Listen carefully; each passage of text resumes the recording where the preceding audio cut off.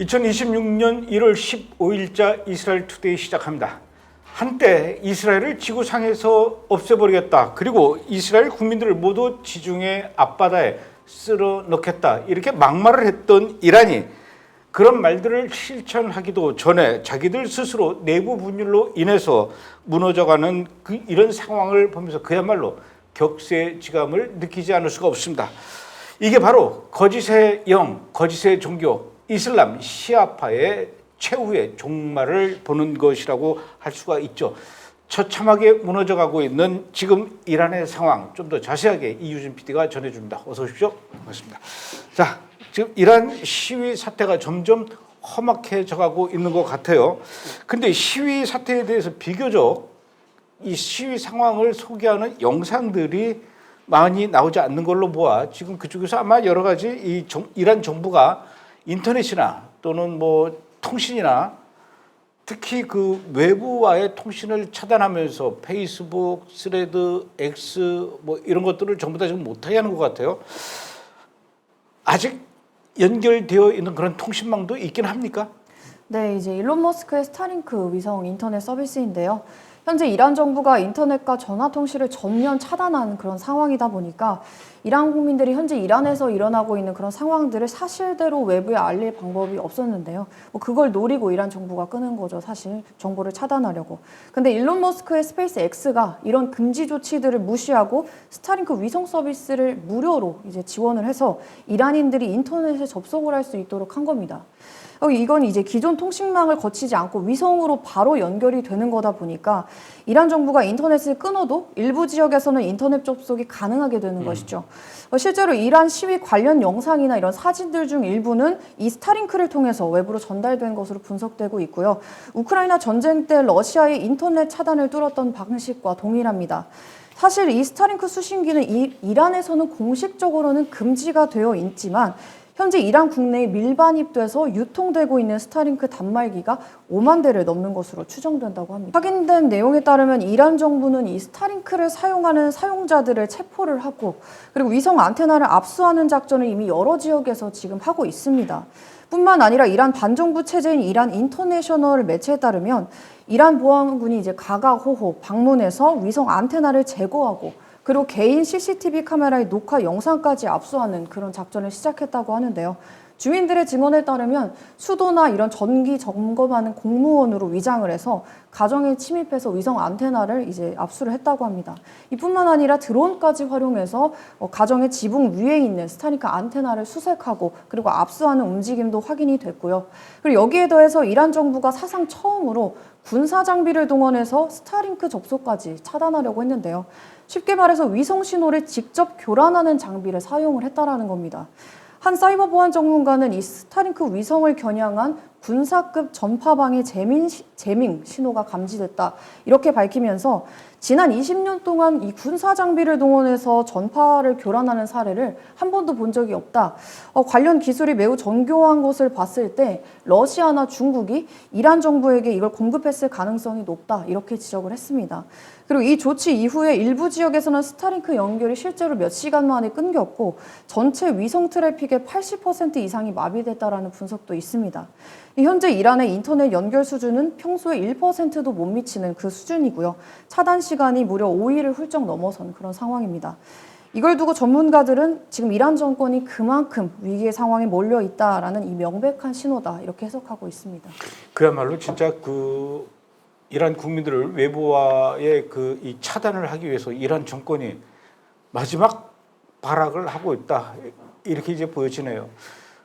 아무리 발악을 해도 연결할 사람들은 또 다 합니다. 그 스타링크와 연결하는 게 접시 안테나거든요. 근데 접시 안테나 없으면 손뚜껑으로도 받을 수 있어요. 그렇게 해서라도 이거 연결을 해서 이란의 실상이 전 세계에 많이 좀 알려졌으면 좋겠는데 그런데 특이하게도 이란의 공영방송에서 미국 프로그램을 송출하고 있다고 하는데 이란 방송에서 미국 프로그램을 송출하는 거, 방송한다는 것도 참 특이한데 무슨 방송을 내보내고 있다는 거죠? 바로 이제 터커 칼슨의 방송 영상을 내보내고 있는 건데요.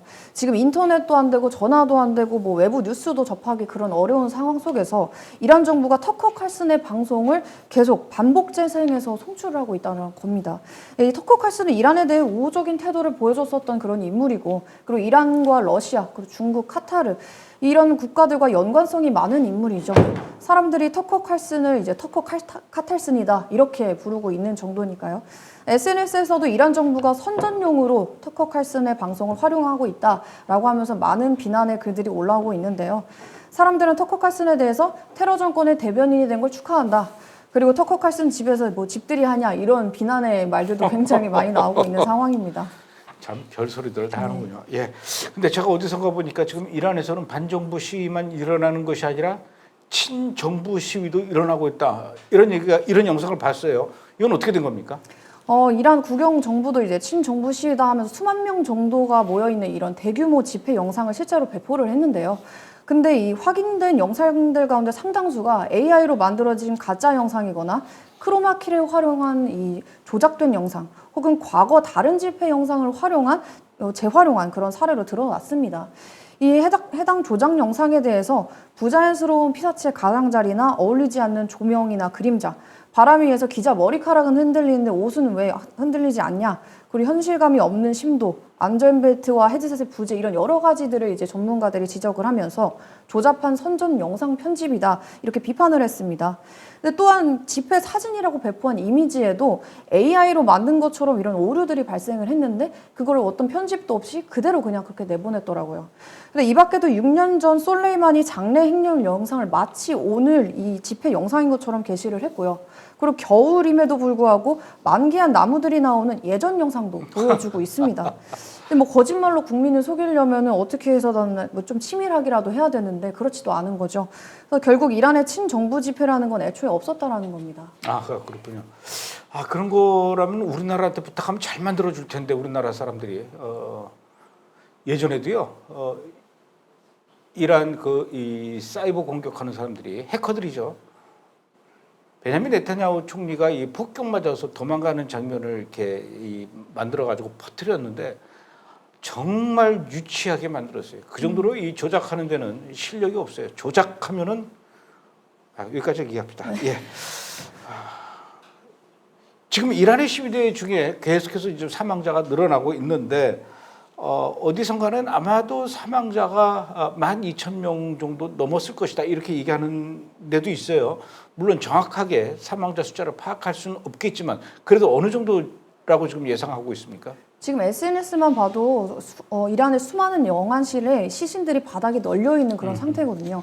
근데 이란 정부가 공식 통계도 거의 내놓지 않는 데다가 인터넷이나 통신 전부 차단했기 때문에 정확한 사망자 숫자를 사실 추정하기가 어려운 상황입니다. 그렇다 보니까 사망자 수도 매체마다 천차만별이 되는데요. 이란 반정부 매체인 이란 인터내셔널에 따르면 사망자가 최소 12,000명이고 이 데이터가 최고국가안보회의와 대통령실을 포함한 좀 신뢰할 만한 그런 출처에서 얻은 정보를 교차 확인한 결과라고 전했고요. 사망자 상당수가 인터넷 차단이 진행 중이던 1월 8일과 9일 이 사이에 일어난 것이라고 합니다. 이란 현대사에서 가장 큰 규모의 학살이 바로 이틀 밤에 걸쳐서 자행된 것인 거죠. 특히 충격적인 건 산탄총을 머리나 눈 쪽에 맞았다는 증언들이 이어지고 있다는 점인데요. 현지 의료진에 따르면 이번 이란 시위 진압은 극도로 폭력적인 양상으로 전개되고 있다고 합니다. 의사들의 증언에 따르면 총상을 입은 시위대가 병원을 포화시키고 있는 상황인데 근데 부상이 주로 눈과 머리에 집중돼 있다는 점을 공통적으로 이제 지적하면서 이는 명백히 고의적이었다. 사실상 죽이려고 쏜 것이다. 이렇게 이야기를 했습니다. 그리고 또 한 시위자의 몸에서만 산탄 20여 개를 제거했다고 전했고요. 병상이 부족해서 영하의 추위 속에서 야외 치료를 해야 하는 그런 상황도 이어졌다고 합니다. 이란 국영방송에서조차 혈액이 부족하다라고 하면서 헌혈을 호소하는 방송도 나왔는데요. 이건 이란 이라크 전쟁 이후로 거의 없었던 일입니다.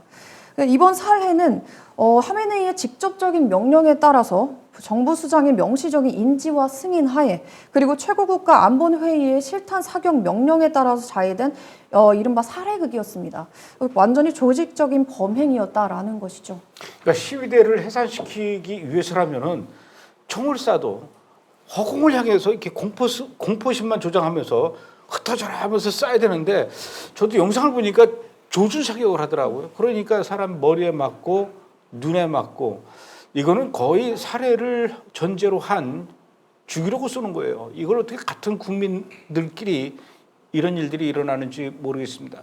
이런 상황에서 과연 미국이 이란 문제에 개입을 하느냐 마느냐, 그렇다면 개입을 한다면 언제, 그 시점은 언제가 될 것인가, 이런 궁금증을 갖는 사람들이 많은데 미군의 움직임, 아직 구체적인 움직임은 없습니까?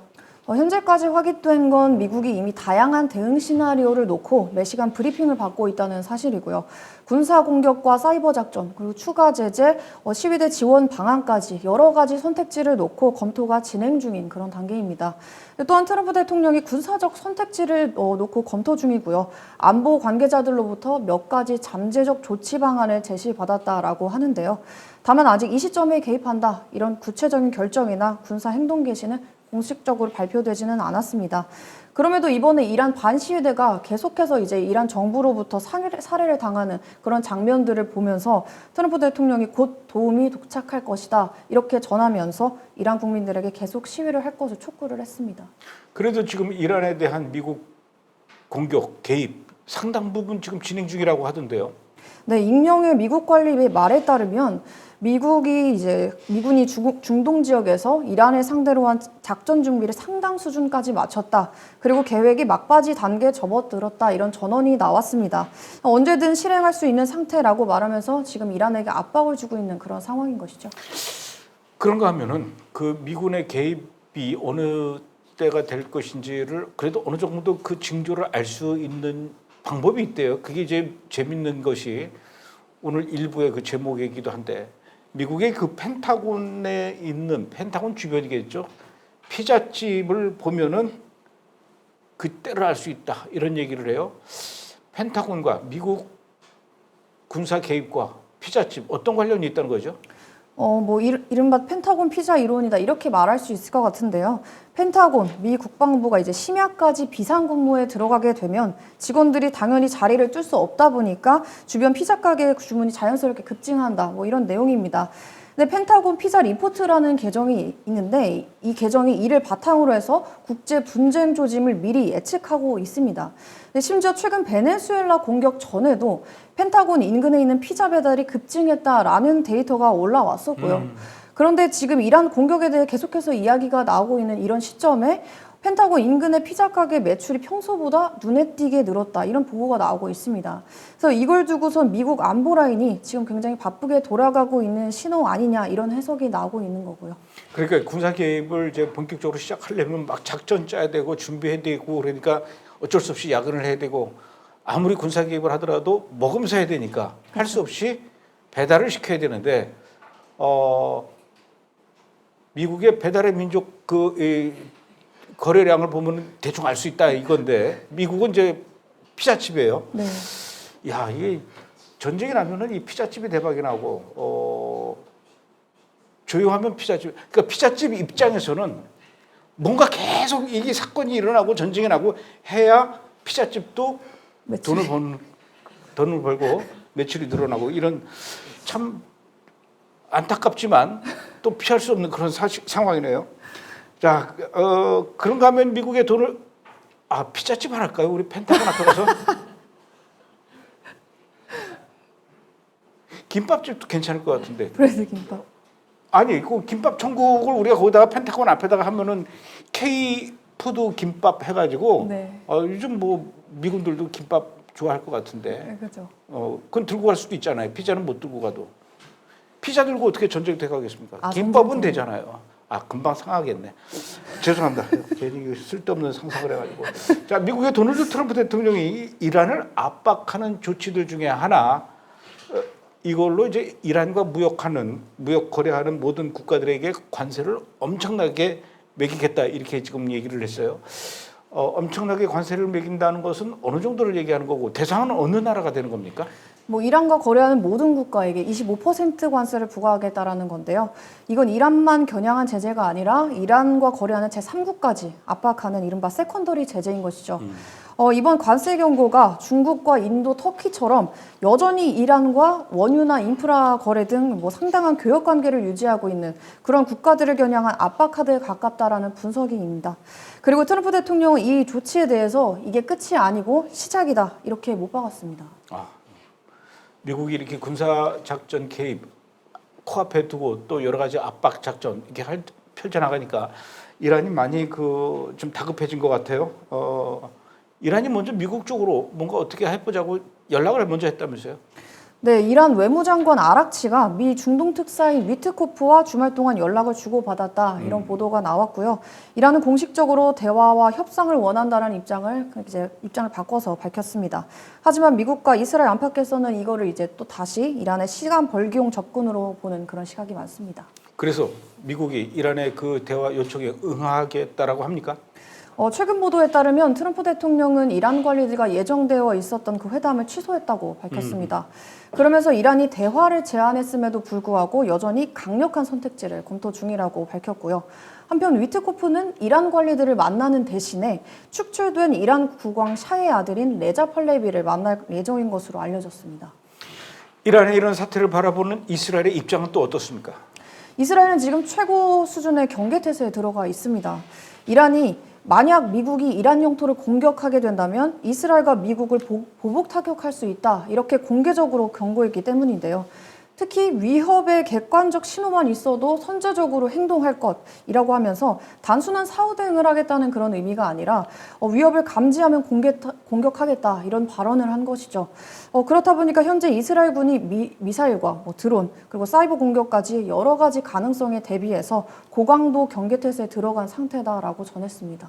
지금 미국이 이란 문제에 군사적으로 개입한다라고 하니까 이란도 만약에 그렇게 되면은 중동 여러 나라에 있는 미군 기지를 향해서 우리가 공격하겠다 좀 이렇게 엄포를 놨어요. 그래서 그런지 중동 여러 나라에 있는 미군 기지에 있는 미군들 많이 좀 빼내고 있어요. 일이 더 커질 것 같아요. 그런 측면에서 봤을 때 미국이 괜히 이란 문제에 개입하게 되면 일이 더 커질 수 있으니까 좀 제발 그러지 말고 참고 있어라라고 이렇게 중재하는 사람들은 없습니까?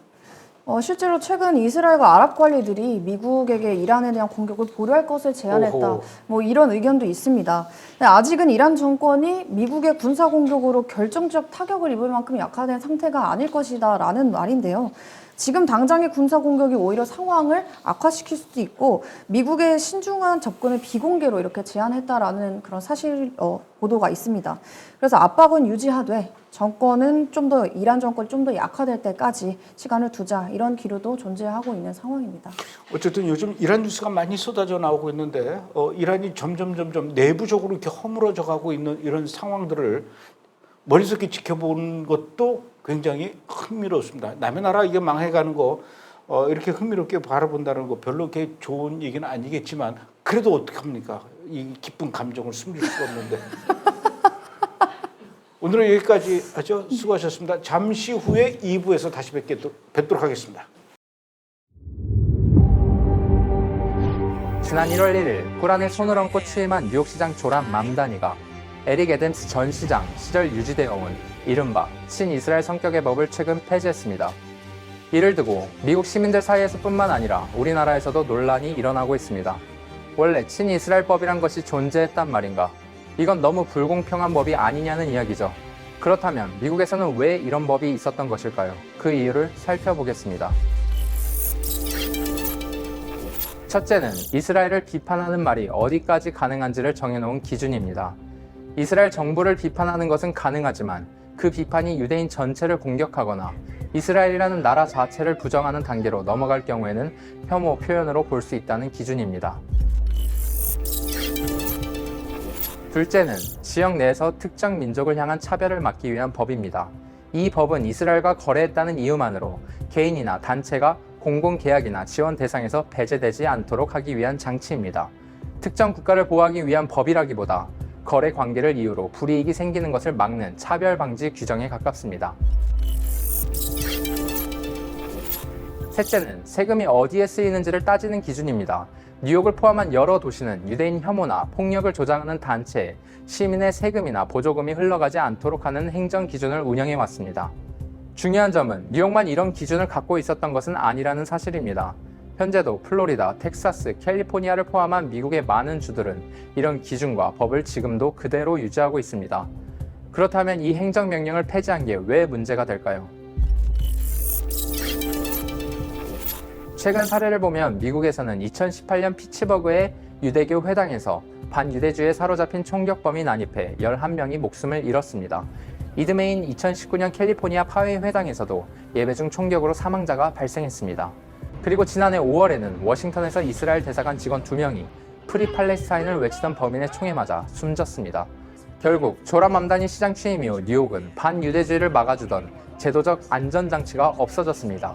이로 인해 해외에서 가장 많은 유대인이 살고 있는 도시 뉴욕에서 유대인 사회는 앞으로 더 큰 불안과 위협 속에 놓이게 됐다는 우려가 커지고 있습니다.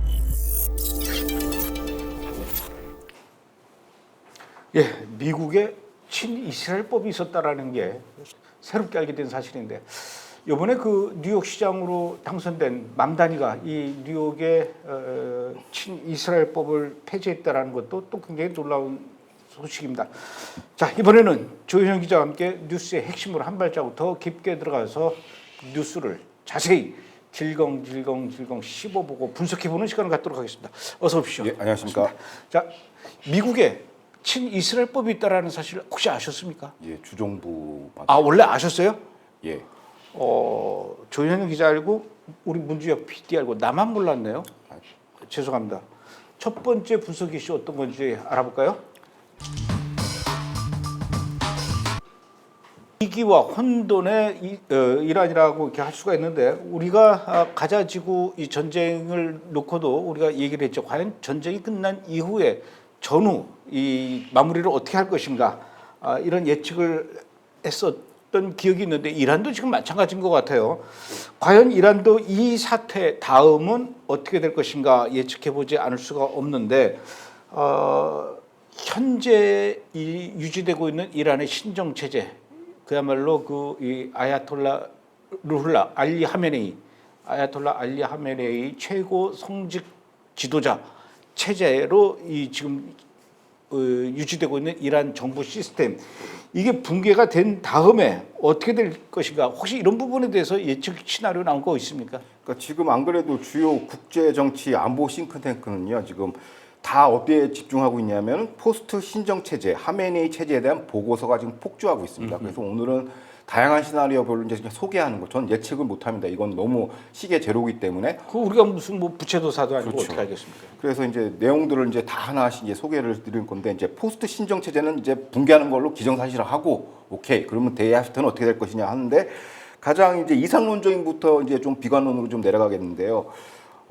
일단 이제 제외 이란 디아스포라 싱크탱크가 있습니다. 지금 그 팔레비 왕세자가 이끄는 그 싱크탱크인데 이란 민주화를 위한 국가연대라고 해서 NUFDI라는 단체가 최근 이슬람 공화국에서 민주정 체제로 체제 전환입니다. 레짐 체인지가 아니에요. 레짐 체인지는 같은 체제에서 정권이 바뀌는 거고 신정 체제에서 민주정으로 이행하는 이른바 체제 전환에 대한 로드맵을 내놨습니다. 근데 굉장히 좀 디테일하게 한 100페이지 정도 된 보고서가 나왔는데 그 크게 이제 구성이 이렇게 됐어요. 3단계로 되어 있습니다. 비상계획 단계, 에머전시 페이즈고 두 번째는 이란 재건 번영 프로젝트 투택을 나눈 거예요. 그래서 가장 중요한 게 초기 100일에서 180일이 가장 중요하다.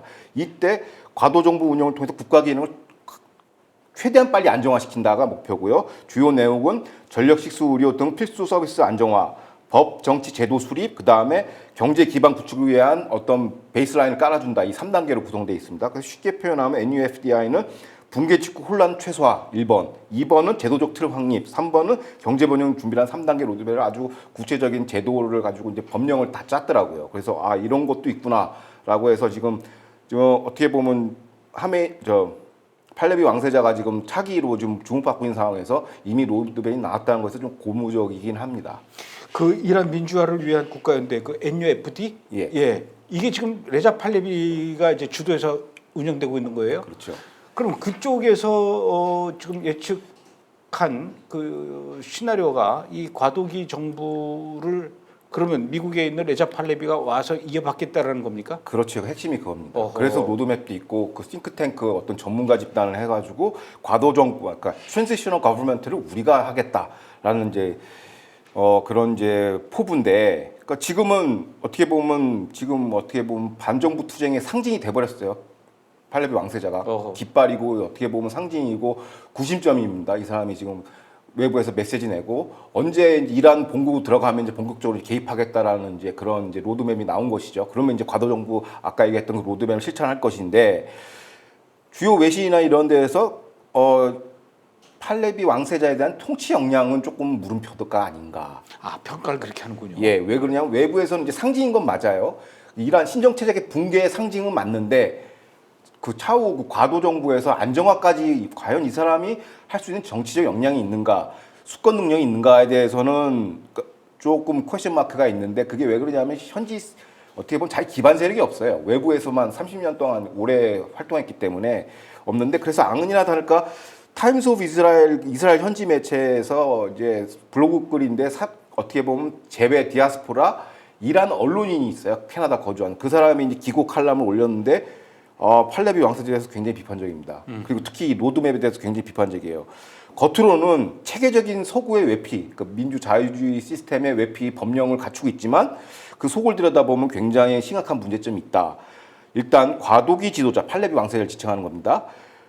기관 수장을 임의로 임명 해임할 수 있는 무제한 권한이 있고 또 다른 독재 아니냐라는 거 있고 재정 계획은 모호하고 책임성조차 결여되어 있다라고 해서 맹비판을 한 겁니다. 그러니까 이 비판이 뭐 합리적이냐 아니냐는 논외로 치더라도 이미 권력이 세팅되기 전에 권력 투쟁이 시작됐다라고 보여지는 것이죠. 그래서 사실상 이미 권력 투쟁이 시작됐고 이제 붕괴까지는 순탄하게 가겠지만은 그 이유가 진짜 엄청나게 이제 어떤 파국으로 갈지 그게 이제 100만 가지 시나리오가 나오고 있습니다.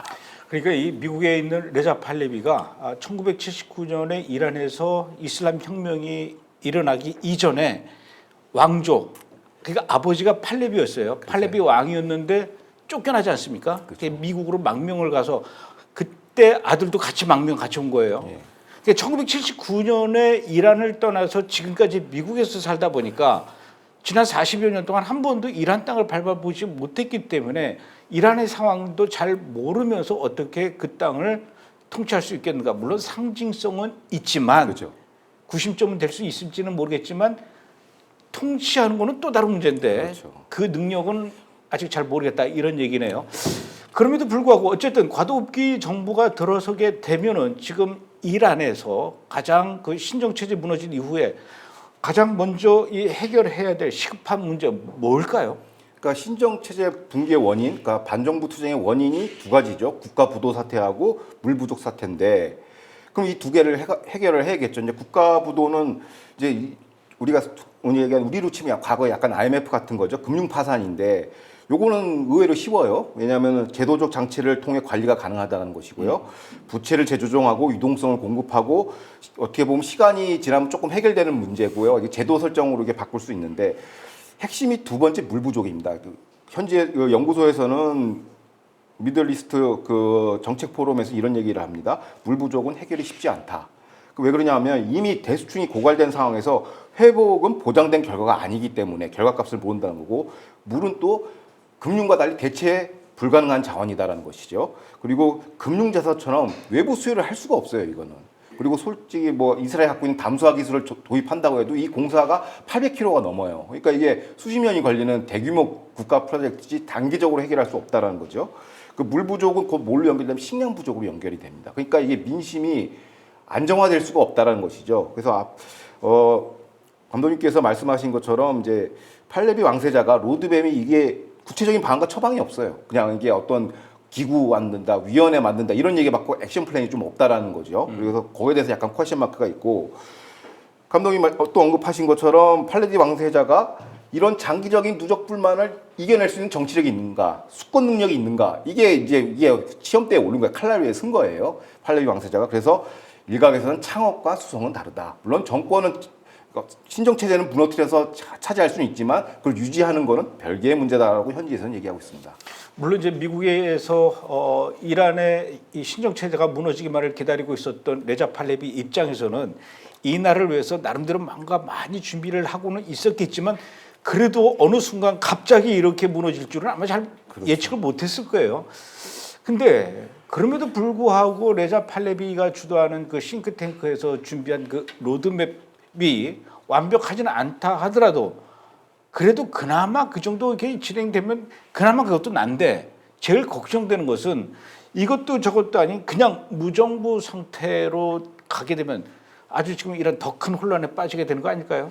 그러니까 이게 무정부 상태에 대한 시나리오도 분석을 이제 그 연구소가 내놨는데 주로 이제 허드슨 연구소가 이런 걸 분석을 굉장히 잘 해놨어요. 근데 단기 전망은 전국적 무정부 상태, 만인에 대한 만인의 투쟁 상황은 아니다라고 하는 거죠. 근데 다만 그러니까 지역 어떻게 보면 이게 인종 종족이 좀 다르지 않습니까? 뭐 아제르바이잔계, 뭐 투르크계 여러 개 있다 보니까 국지적인 혼란과 강도 높은 정치적 불안은 지속될 거라고 평가하고 있습니다.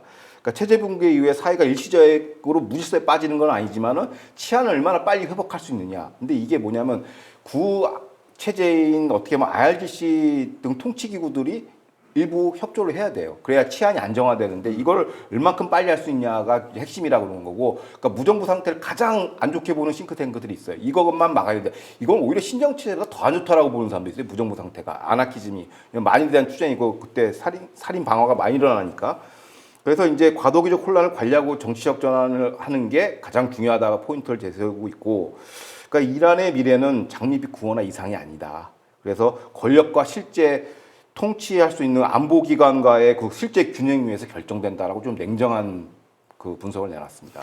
그 미국의 망명죽인 그 레자 팔레비 왕세자가 주도하고 있는 연구소 싱크탱크 거기서 내놓는 로드맵 말고 혹시 뭐 다른 또 연구소에서 내놓는 예상 시나리오는 없어요? 그러니까 이제 허드슨 연구소의 예상 시나리오가 이제 워낙 많은데 정리를 해보면은 결론은 이렇습니다. 질서 있는 권력 이양은 없다. 과도 정부가 굉장히 흔들릴 것이고 다수의 어떻게 보면 권력 중심 간의 경쟁, 권력 투쟁이 굉장히 난무할 것이라고 보는데, 그렇지만 한 세 가지 시나리오, 한 두 가지 정도 시나리오를 뽑아보면은 이렇게 정리할 수가 있겠습니다. 하메네이 신정 체제는 반드시 붕괴하지만 실질적인 이제 어떻게 보면 통치는 누가 할 것이냐 했을 때 잔존 IRGC 주도 군사 독재 정권이 올 거라고 하는 거죠. 이게 무슨 얘기냐면 신정 체제지 않습니까? 신정 체제를 뒷받침하는 게 IRGC인데 지금 호메니가 나이가 고령이고 또 아직도 후계자가 책봉이 안 됐어요. 최고자. 그 이만 뭐 무슨 최고 의원 뭐 아들도 있다면서요? 예, 아들도 있는데 그게 후계자는 아니고. 현찮구나. 그러니까 이 후계자 그 만드는 그 이맘들 모여서 또 투표하고 하는 게 있어요. 되게 복잡한 프로세스인데 지금 현재 하메니를 대체할 만한 인물이 없고 그다음에 하메니만큼 카리스마가 이게 없다라는 거예요. 그러다 보니까 IRGC에 대한 그립이 약화됐다는 것이고, 지난 12일 전쟁 작년 6월이죠. 그때 하메니가 IRGC 밑으로 들어가서 숨어버렸어요.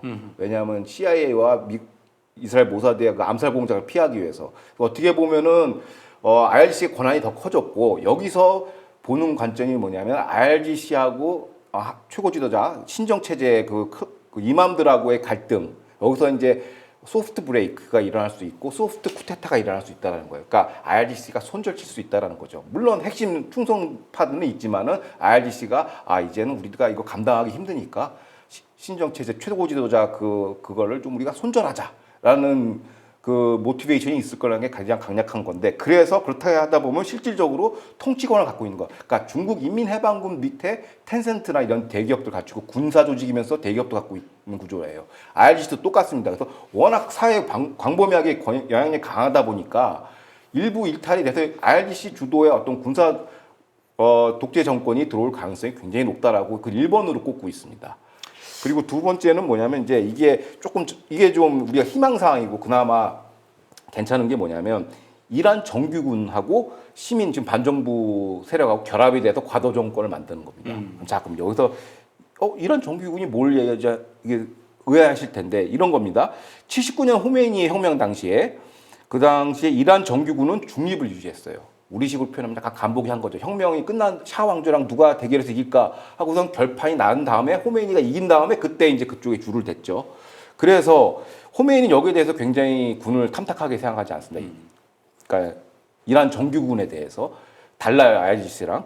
정규군에 대해서 굉장히 탐탁하게 보지 않는데 과연 얘네들을 신뢰할 수 있을까? 내가 또 정치적으로 보려면 얘 또 배신 때릴 거 아닌가라는 그런 패러노야가 있죠. 그래서 모택동이 얘기한 것처럼 권력은 총구에서 나온다. 그래서 내만의 호위무사를 가져야겠다라고 해서 만든 게 79년 그 다음날 그 다음 해인 1980년에 IRGC 이란 혁명수비대가 그렇게 해서 나온 거예요. 그러니까 거의 그냥 하면의 개인 병사들이라고 그렇죠. 보면 근데 되네요. 지금 한 3, 40년 지났으니까 규모가 커졌죠. 권력이 어마무시하죠. 실전 경험도 많고 이란 이라크 전쟁의 주력 부대가 IRGC였거든요. 그러니까 이란에는 부대가 두 개예요. 그렇죠. 그래서 원래 그냥 정규군이 있고 네. 그다음에 하메네이가 만든 이슬람 혁명을 수비하는 자기 호위 부대를 이제 만들어 놓은 거네요. 네, 그렇죠. 이제 그게 이제 지나가지고 중국의 PLA급으로 이제 엄청나게 재벌급으로 변했죠.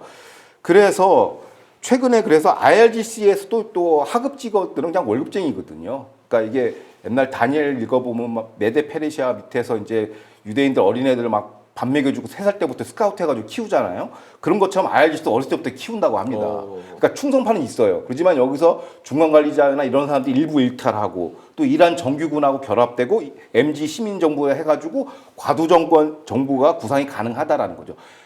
100% 완벽하지 완전 절연할 수는 없지만 그래도 그나마 나은 대안이 이 두 번째 옵션 아니냐. 이것만 돼도 이란 어떻게 보면 과도는 성공한 거라고 보여집니다. 그래서 그렇게 평가하고 있죠. 그래서 세 번째는 그냥 장기 지리멸렬한 혼란 상태 지속이고요. 그러니까 두 번째 시나리오가 좀 희망상 현실성 좀 내포하고 있는 것 같습니다. 어쨌든 첫 번째 시나리오, 두 번째 시나리오 어떻게 되든지 간에 그래도 어쨌든 혼란은 당분간 피할 수 없을 것 같은데 그렇죠.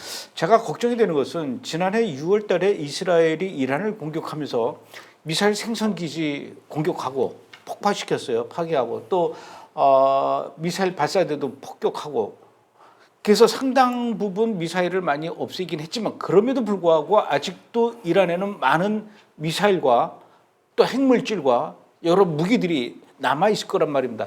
이런 것들이 혹시라도 이 혼란기 속에서 이란 주변에 있는 다른 테러 세력들이 무기를 탈취해 간다든가 또는 IRGC 그 이슬람 혁명 수비대 중에서도 또 이탈한 군인들이 자기들끼리 이 무기들을 가져가서 전용해서 다르게 사용하고 팔려나가고 지난주에 얘기했던 것처럼 당근에 내놓고 막 이런 일이 생길까 봐 그게 걱정인데 어떻습니까? 근데 어떻게 보면 이번 사태 가장 중요한 문제는 이 문제예요.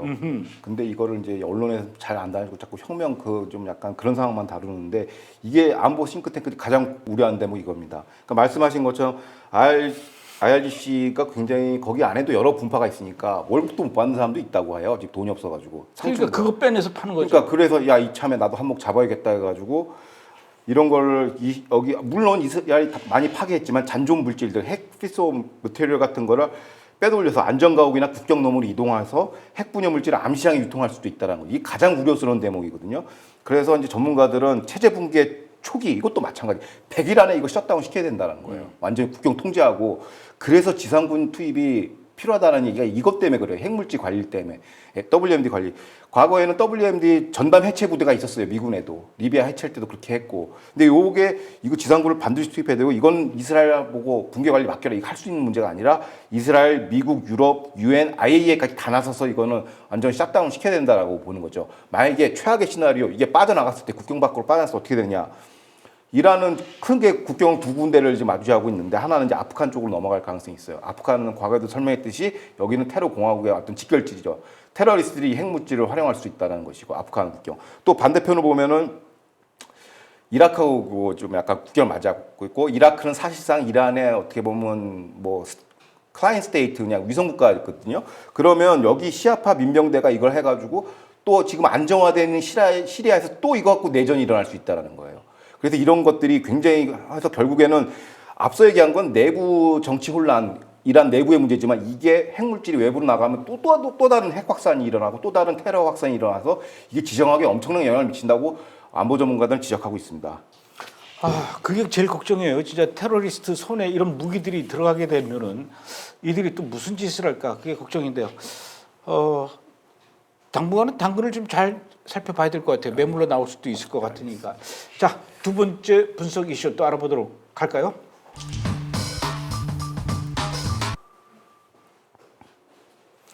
이란은 이슬람 시아파의 종주국이고 수니파의 종주국은 이제 사우디인데 서로 두 나라가 대립각을 세우다가 지금 시아파 종주국 이란이 지금 이런 식으로 붕괴 수순 밟고 있다 보니 이제는 대립각에 있었던 수니파 종주국 사우디 입장에서 그냥 보고만 있을 수는 없지 않을까.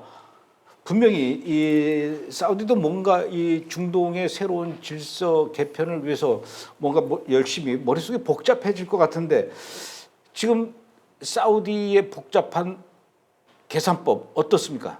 그러니까 사우디는 지금 이제 이란의 세력이 뭐 아프리카 지역, 동아프리카, 뭐 중동, 뭐 라반트 지역에서 좀 빠져나오고 있으니까 그 세력 공백을 메꾸려고 해요. 네, 사우디 입장에서는 지금 신정체제 붕괴를 기정사실로 보고 작년 연말부터 발빠르게 움직이고 있어요. 그러니까 지금 사우디의 핵심 전략적 유충지는 이제 그 홍해를 좀 끼고 있지 않습니까? 국가가. 그래서 그쪽에 주변에 있는 아프리카 국가를 빨리 우리가 안정화시켜야 된다. 시아파 공백을 빨리 안정화시켜야 된다 해서 이른바 핵심 전략적 유충지인 아프리카의 뿔 지역의 영향력을 확장을 찍고 있어요. 근데 아프리카 뿔이라는 어떤 지역이냐면 동아프리카의 동쪽 끝에 해당되며 홍해 물류와 경제권의 핵심 거점 요충지입니다. 이른바 지정학자 핫스팟이고 그 핵심 그 홍해하고 인도양이 만나는 거점이 그게 바브 엘만 데브 해협입니다. 이 지역을 누가 장악하냐 하려면 그 주변 아프리카 국가를 통제를 해야 돼요. 그래서 여기서 터키와 사우디가 의견일치를 보고 있습니다. 그런데 언론인 자말 카슈쿠지를 살해한 적이 있죠. MBS가 그 터키계인데 그래서 양국이 사이가 안 좋았는데 하지만 2023년부터 이제 사이가 좋아져서 지금은 같이 홍해권을 경제권을 둘이서 이제 주도하면서 이제 장악하려는 그런 흐름이 보이고 있습니다. 아프리카의 뿔 얘기가 나왔으니까 이제 하는 얘기인데 그 사우디아라비아 바로 왼쪽에 홍해가 있고 그 홍해 바로 옆에 아프리카 수단이 있어요. 그렇죠. 이 수단이 지금 3년째 내전을 벌이고 있습니다. 정부군과 반정부군. 그래서 이 중동 여러 나라들 특히 이제 사우디라든가 아랍에미레이트, 터키 같은 나라들이 이 수단의 내전에서 정부군 편을 드느냐 아니면 반정부군을 편을 드느냐 이걸로 또 이 중동 아랍 국가들도 그 수단 문제를 놓고 양쪽으로 지금 갈리고 있는 그런 상황인 것 같아요. 그렇죠. 이제 수단 이제 해안 홍해를 장악하는 게 핵심이죠. 왜냐하면 어허. 그렇기 때문에 수단을 장악하고 수단이 옆에 그 홍해를 끼고 있기 때문에 그래서 지금 수단은 내전으로 이제 정부군 SAF와 그다음에 반군 신속대응군 RSF가 이제 치고받고 싸우고 있습니다. 이제 먼저 아랍에미리트 이것도 순위파 국가들은 어떻게 하느냐? 아랍에미리트는 반군 RSF를 지원하면서 근과 광물 자원을 받고 있어요. 그다음에 여기서 식량을 공급받고 있습니다. 아랍에미리트는 동시에 그러면 RSF한테 뭘 해주냐? 반군한테는 홍해 해변 700km 선상의 아부 암만마라는 항만을 지금 개발하고 있어요. 그게 한 60억 달러짜리 프로젝트인데 그걸 진행하고 있습니다. 그래서 아랍에미리트가 수단의 일부 항무 아부 암만마를 장악하겠다라는 포부를 갖고 있고 그럼 여기서 사우디하고 터키는 어떠냐? 그동안까지 이란 신정체제 붕괴 직전까지는 약간 중립 입장이었어요. 정부군 그 사우디 같은 경우는 그냥 중립 입장이고 터키는 정부군, 반군을 양쪽에 이제 양다리 전략을 썼죠. 양쪽에 다 지원하는데 근데 얼추 이제 이란 반정부 시와 비슷한 시점에서 동시에 정부군을 지원합니다. 수단 SAF라고 정부군을 지원합니다. 터키하고 사우디는 그 조직 어떻게 보면은 그 이유가 뭐냐면 군벌 조직이지 않습니까? 반군은 RSF는 외교적 창구가 없어요. 그래서 터키하고 사우디는 그래도 외교적 창구나 이런 국제 조약에 준할 수 있는 그런 행위를 할 수 있는 건 그래도 정부군이다. 무능해도 그래서 거기다가 하고 이제 손을 잡아가지고 사우디도 마찬가지고 수단에 홍해 경제권 투사를 한다는 방침이고 그 사우디는 비전 2030 그 경제 다변화 전략 차원에서 이제 물류가 안정돼야 되기 때문에 수단에다 투자를 한 거고 그 파트너로 정부군을 삼았습니다. 반군이 아닌. 터키는 이미지를 딱 보시면 알겠지만 지도 한번 보실까요? 정부군과 정부군의 수단항과 터키 메르시항을 지금 연결하고 있습니다. 좀 아래에서 위로 올라가고 그 다음에 오른쪽 옆에 보면 사우디의 제다 항구가 있죠. 저렇게 순환으로 하는 것이죠. 사실상 저게 뭐냐면 홍해에서 스웨지 운하를 가가지고 동주제항까지 가는 저게 어떻게 보면 터키 입장에서 오스만 제국의 물길을 지금 부활시킨다라는 그 엄청난 프로젝트고 터키하고 사우디는 둘이 공동 운명체라는 거죠. 사우디도 제다 항구도 이제 관통을 하니까 터키와 사우디는 물류 공동체를 하나로 엮이는. 그래서 터키하고 사우디의 컨버전스가 올해의 화두라고 안보 전문가들은 얘기하고 있습니다. 그런데 지금 이 수단의 내전 문제에서 반정부군은 아랍에미레이트가 지금 그쪽 편에 섰고 줄을 섰어요. 네. 그리고 이제 정부군 편에는 터키하고 사우디가 섰어요. 그런데 이 내전에서 정부군과 반정부군 이 대결 상황에서 일단은 정부군이 더 세력이 확장되고 있는 것 같아요. 그렇죠. 그러면 터키하고 사우디가 이 전쟁에서 이 내전 문제에서 먼저 이 기선 제압한 거네요. 그렇죠. 이제 아랍에미리트는 이제 완전히 닭 쫓던 개 됐죠. 줄을 잘못 섰네. 그렇죠. 그래서 60억 달러 날리게 생겼어요 지금. 그래서 근데 터키와 사우디는 또 그 아덴만 거점 국가인 소말리아에 또 투자를 하기 지원을 하죠. 소말리아 앞바다에 홍해와 또 아덴만인 그 인도양이 만나는 거점이기 때문에 이것도 확실히 장악을 해야죠. 그래서 터키는 오랫동안 소말리아를 지원해왔고 사우디 역시 표면적 명분은 이슬람 공동체 수니파 복원이 보호다. 그러니까 소말리아의 99%가 수니파라고 합니다. 그렇기 때문에 이들이 분리 독립을 반대하고 소말리랜드 요번에 국가인정된 걸 반대해서 아무리 지금 소말리아가 어떤 형태냐면 테러 공화국이에요. 거의 레바논이라고 보면 됩니다. 레바논 정부는 있지만 실질적으로 통치하는 게 헤즈볼라 아닙니까? 그러니까 거의 사실상 참칭하고 있는 거죠. 여기도 똑같아요. 소말리아도 정부가 존재하지만 소말리아는 정부가 있지만 그건 꼭두각시고 그냥 국내 그냥 연락장교 같은 대외 업무 창구용이고 실질적인 권력은 누가 갖고 있냐? IS 계열, 수니파 계열, 테러 계열이 알사바브 테러 세력이 장악하고 있어요. 이거는 카타르의 돈을 받고 있어요. 그럼에도 불구하고 사우디는 물론 과거 무슨 형제단 이거 카타르하고 사이는 안 좋지만 나의 전략적 이익을 위해서는 얘네들을 활용할 것이야 해서 소말리아를 지원하고 있습니다. 그래서 소말리아도 최근 이스라엘의 국가 인용도 굉장히 부정적으로 보고 있습니다. 왜? 자기 전략적 어떻게 보면 앞마당에 이스라엘이 이제 어떻게 보면 숟가락 얹고 들어오는 것에 대해서 굉장히 불쾌하게 생각하고 있죠. 그래서 현 중동 정세는 과거의 시아 수니파로 분석하면 틀린 얘기다. 또 온건 무슬람 뭐 이슬람 테러 이 구도로 보는 것도 틀린 얘기다. 오로지 지정학 세판짜기다. 지오폴리틱스라는 거죠. 좀 잔인한 좀 형국이 지금 전개되고 있습니다. 그러니까 그 나라가 어느 대륙에서 어느 위치에 차지하고 있느냐가 지금 굉장히 중요한. 특히 이 아프리카의 뿔 이쪽은 정말 그 홍해로 들어가는 길목이다 보니까 여기서 온갖 일들이 많이 일어나는 거 아닙니까? 그렇죠. 길목을 누가 차지하느냐, 이 골목대장 역할 이것 때문에 그런데 어찌됐든 지금 중동과 아프리카에서는 아주 지정학적 게임이 정말 치열하게 일어나고 있는 것 같은데 터키하고 사우디가 일단은 소말리아와 연대한다면 지금 소말리아는 그 소말리랜드의 분리 독립을 굉장히 반대하고 있지 않습니까? 자, 그러면 터키하고 사우디가 소말리아와 연대하는데 소말리아는 소말리랜드를 되게 지금 싫어하고 그런데 얼마 전에 또 이스라엘이 소말리랜드를 전 세계에서 처음으로 국가로 승인했단 말입니다. 이렇게 되면은 이스라엘 입장에서도 소말리랜드를 국가로 인정한다라는 것은 사우디하고도 굉장히 관계가 껄끄러워질 수도 있단 말입니다. 그런데도 불구하고 왜 이스라엘은 굳이 소말리랜드를 이 국가로 승인한 걸까요? 그러니까 이제 표면적인 명분이 있죠. 첫 번째, 가자 주민 이주 계획도 아마 포함됐어요. 이게 현실화될지는 모르겠지만 그걸로 어떻게 가자 주민을 빨리 가자 지구에서 이렇게 좀 소개시켜야 되지 않습니까? 그럼 이집트가 안 받으니까 대안으로 소말리랜드를 지금 국가 인정 대가로 이게 이런 빠타가 이루어진지도 모르겠어요. 근데 그런 주장도 있습니다. 외신에서는. 근데 그거가 좀 가능성은 낮지만 그것도 하나의 이유 중에 하나고. 두 번째 이유는 유일한 민주국가예요. 소말리아 같은 경우는 앞서 말씀드린 것처럼 테러 공화국이에요. 난장판이에요, 거의. 그리고 그 홍해 앞바다 다니는 상선을 향해서 해적질하는 게 전부 다 소말리아예요. 그 소말리아 해적 유명하지 않습니까? 우리 아덴만 작전이 있듯이 그것 때문에 간 건데. 그런데 소말리랜드는 30년 동안 유일한 합법적 민주 국가예요. 헌법도 있고 30년도 있고 정상적인 정권 교체도 되고. 다행이네요, 그나마. 민주 국가죠. 그러니까 명분이 됐죠. 야, 민주 국가를 내가 지원하는데 그게 뭐가 문제야? 그래서 약간 민주적 정당성도 어떻게 보면 이제 이스라엘의 명분 중에 하나고 민족 자율주의를 원칙으로 해서 그다음에 또 하나는 안보적 표피적인 건데 후티 반구를 견제할 수 있다는 거죠. 소말리랜드에 딱 들어가면 베르베라 항구를 딱 접수할 수 있잖아요. 거기서 후티 반구까지 한 300km밖에 안 돼요. 이스라엘에서 내려오면 2,000km가 넘는데 여기서 바로 공격할 수 있기 때문에 안보적인 요충지 효과도 있죠. 근데 요 세 가지는 약간 표면적인 거고 핵심은 뭐냐면 이스라엘도 홍해 경제권에 본격 참전한 거예요. 그 지도 보시면 아시겠지만 그 다음 지도죠. 조선 저기 보시면 소말리랜드가 저게 어떻게 보면 핵심 전략적 초크 포인트를 갖고 있는 거예요. 저기서 이제 다 컨트롤할 수 있어요. 사우디도 그렇고 아프리카, 동아프리카, 중동을 동시에 컨트롤할 수 있는 핵심 요충지이기 때문에 이거를 이스라엘이 놓칠 수가 없는 건 확실한 거죠. 그래서 이제 표면적으로 안보적 이유지만 사실상 그 전략적 초크 포인트에 들어갔다. 인도양으로 빠져나가는 걸 확실하게 장악을 한 거죠. 그래서 어떻게 보면 그동안 사우디하고 터키가 이걸 이제 우리가 다 먹었다 했는데 이스라엘이 들어와가지고 완전 판 엎어버린 겁니다. 아, 그렇게 된 거. 예전에 제가 본 영화 중에 이 블랙 호크 다운이 있어요. 그렇죠. 소말리아에서 일어난 일이다. 무서운 나라예요. 예.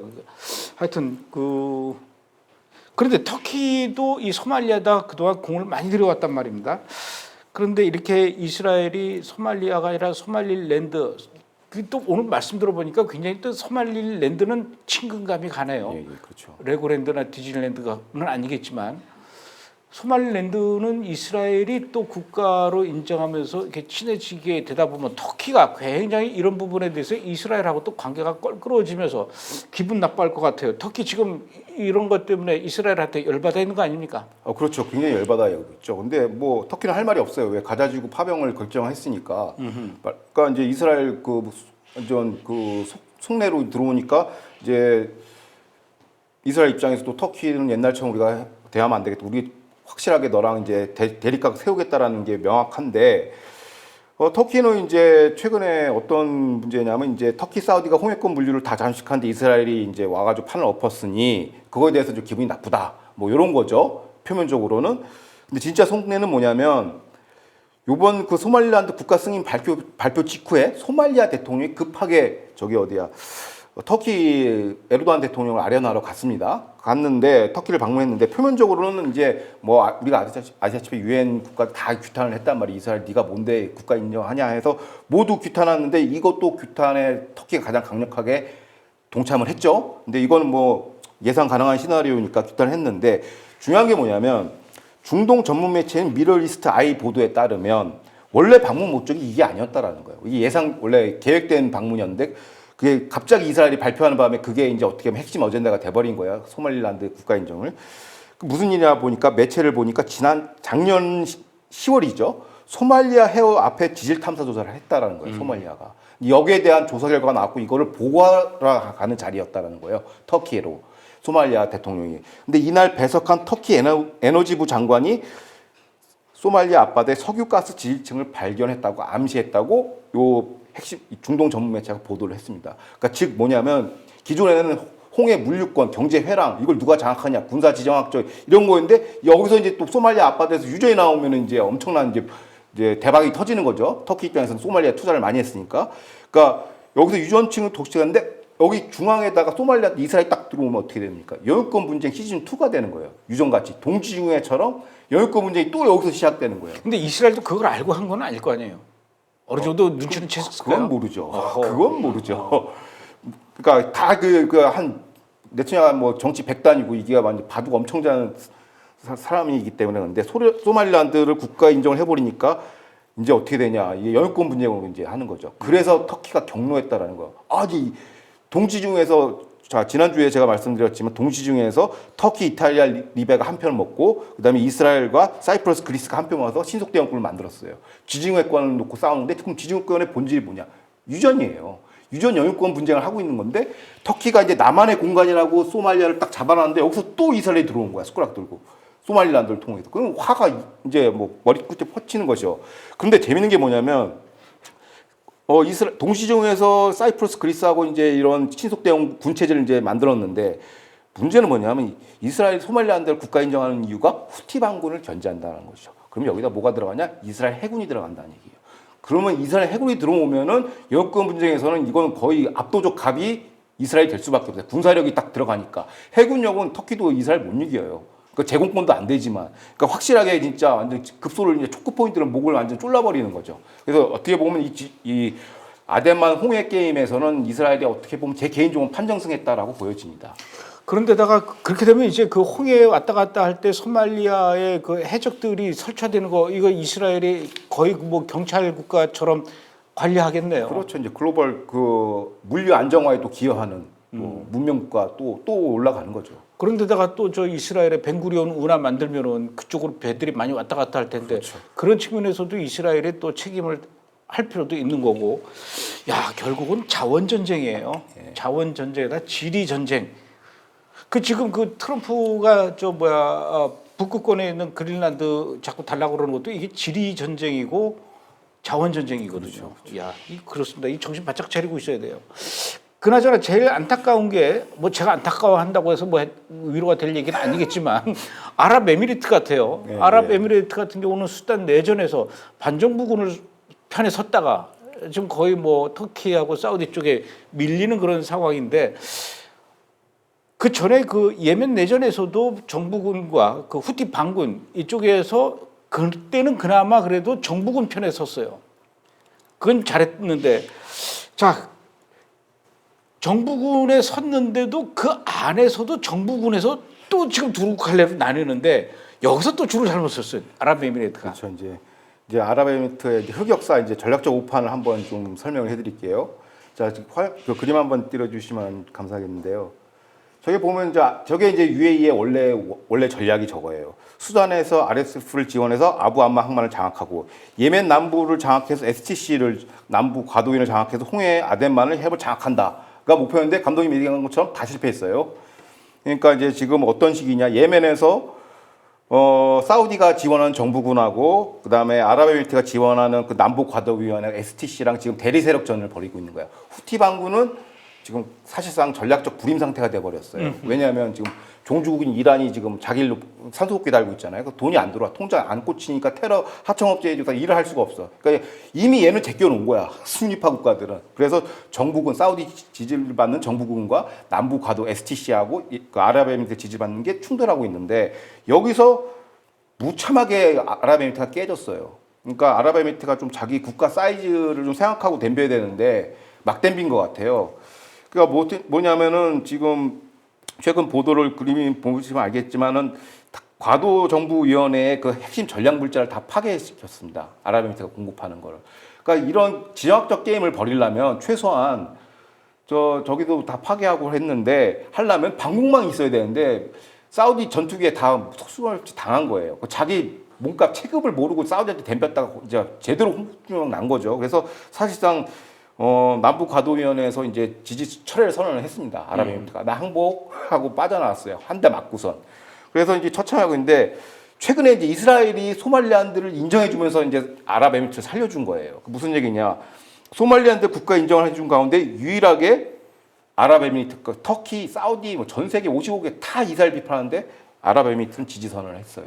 왜 자기 생명줄이 걸려 있으니까. 소말리안들이 이스라엘이랑 같이 움직이면 조금 이게 자기가 생존할 수 있는 그 숨통이 터이거든요.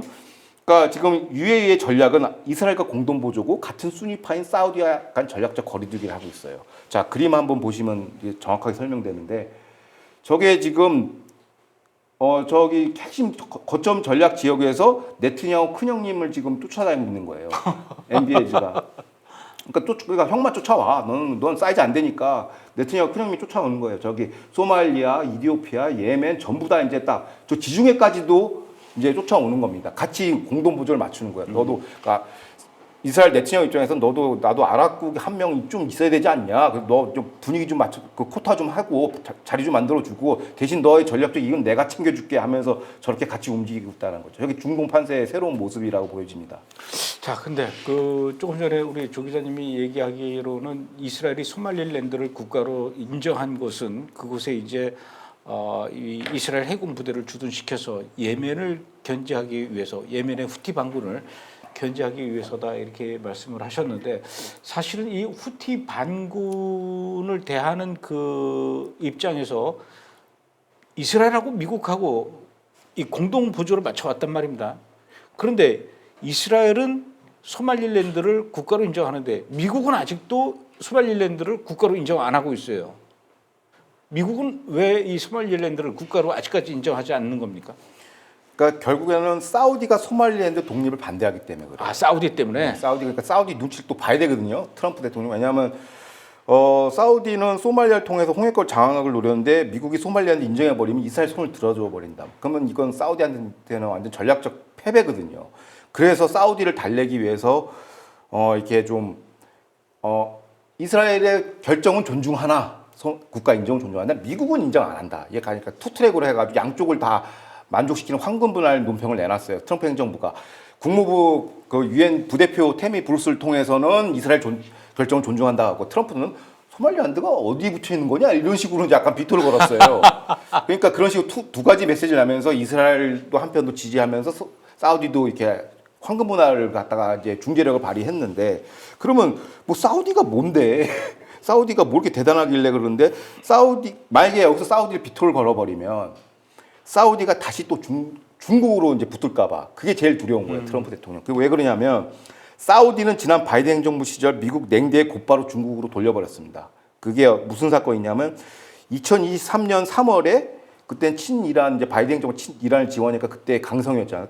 이란하고 사우디하고 국교 단절을 한 7년 동안 했는데 이거를 2023년에 타결을 시켰어요. 누가 시켰냐? 바이든이? 아니요. 중국이 시킨 거예요. 중재를 해서. 중국이 그 정도 영향력이 강했다는 거예요. 중동 국가에 대해서 이란과 사우디를 무릎 꿇혀가지고 화해시킬 정도로 힘이 어마무시했거든요. 중국의 영향력이 중동에서. 이걸 가장 미국이 두려워하는 거예요. 신국가안보 전략에 따르면은 이스라엘도 중요한 핵심 멤버이지만 우리는 반중이 더 중요하다. 그래서 반중 이 대우를 유지하기 위해서 사우디의 손을 약간 들어준 것 같습니다. 이스라엘은 그냥 뭐 알겠는데 나는 그래도 사우디를 버릴 수 없어. 이런 황금 분야의 결정을 내린 것 같아요. 중국 때문에 그래요. 알겠습니다. 자, 그럼 이제 정리를 좀 해보겠습니다. 이란의 신정 체제가 무너지게 되면은 이제 중동 질서가 빠르게 재편이 될 것 같고 복잡하게 얽히고 설키고 이렇게 또 이어질 것 같은데 어떻습니까? 새롭게 짜지는 중동 판세 어떻게 보십니까? 그러니까 그림을 보면서 설명하는 게 더 빠를 것 같아요. 저 사우디 MBS 얼굴이 있죠. 저게 이제 이른바 옛날에는 이제 이란 뭐 시아파 벨트 축이라고 했는데 이제는 사우디 축이 저렇게 만들어진 거예요. 사우디하고 저기 이집트, 뭐 소말리아랜드, 그다음에 터키랑 이렇게 모두 게 허브처럼 딱 저렇게 그림처럼 엮여져 있어요. 그래서 홍해 인도양 해상 패권을 두고 사우디 터키 축이 완성되었고 터키는 동지중해 수에즈 운하 홍해 아덴만 인도양 해상 그 패권을 연결하는 거예요. 해상을 하고 구 오스만 제국 부활을 지금 하나의 신호탄 국가적 어젠다로 삼고 있고 여기에 사우디 입장도 동참해서 같이 저렇게 지중해랑 홍해권에서 힘을 발휘하고 있는 겁니다. 근데 여기에 대항해서 바로 이스라엘 딱 사진 보여주시면 좋겠는데 저겁니다. 소말리란드를 이스라엘이 장악하면서 홍해권과 저기서 홍해 쭉 올라가면 두 갈래로 쪼개집니다. 하나는 에일라트로 들어가는 에일라트로 들어가는 거, 또 하나는 또 수에즈 운하로 들어가는 투트랙이 있는데 이스라엘이 소말리아를 장악하면서 베르베라 항구를 장악하면 해군기지 항만을 만들면 소말리란드에서 곧바로 어디로 올라갑니까? 저기 수에즈 말고 에일라트로 올라가서 바로 동지중해로 빠지죠. 그게 이제 벵구리온 운하. 그렇죠. 벵구리온 운하 완성에 대한 큰 픽처가 저기에 있습니다. 소말리아를 내가 장악해야 이 수로를 내가 완전히 한다는 것이고 그래서 결국에 수에즈 운하랑 경쟁을 하는데 수에즈 운하파는 누구냐? 터키 사우디예요. 그러니까 이거를 부셔버리겠다고 이제 들어온 거죠. 노선 경쟁 제대로 붙은 겁니다. 그래서 앞으로 향후 2026년은 이게 여기서 이제 충돌 포인트를 좀 관찰하는 게 좋을 것 같습니다. 그럼 또 이집트는 또 소말리랜드한테 계속 압력 넣겠네요. 이스라엘 기지 만들지 말라고. 근데 한번 다시 아까 처음 그 그림 한번 다시 보여주시겠습니까? 처음 그림. 예, 이거 여기서 보면은 저기 터키, 이집트 대통령, 뭐 MBS가 이렇게 있는데 저기서 가장 약한 고리가 누구냐면 이집트예요. 왜냐하면 이집트랑 터키는 동지에 놓고 싸우거든요. 그래서 이스라엘이 뇌물을 준 거죠. 가스 공급 3배로 늘려주겠다. 그래서 저기서 이스라엘을 좀 빼오려고 지금 이스라엘이 지금 어떻게 지정학 게임을 벌이고 있습니다. 터키랑 지금 싸움 붙이려고. 그러니까 이런 치열한 이제 이 중동 정치예요 이게. 그러니까 신의 성실도 없고 내일 모레 그냥 통수치는 그런 지정학 게임이 지금 벌어지고 있습니다. 그러니까요. 지정학적 게임. 야, 자원 전쟁 참 살벌합니다. 앞으로 어떻게 펼쳐질지 계속 우리가 예의주시하면서 지켜봐야 될 것 같습니다. 오늘은 여기까지 하죠. 예. 수고하셨습니다. 고생하셨습니다. 다음 주에 뵙겠습니다. 예.